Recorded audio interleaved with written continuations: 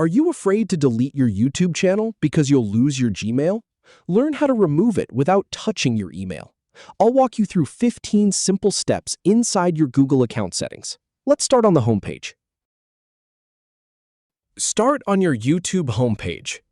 Then, click your profile icon in the top right corner. From the drop-down, choose Manage Your Google Account. Now, click the search bar at the top of the page. Type Delete into the search bar. Then, select Delete a Google service from the results.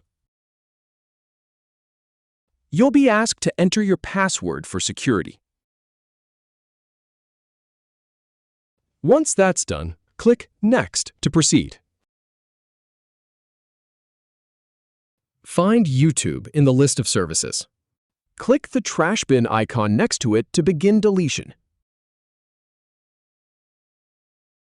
Choose one of the options below to proceed. Then select all the checkboxes to confirm you understand.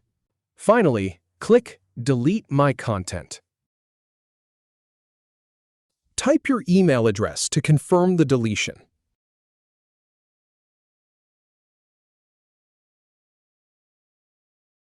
Then click Delete My Content one last time.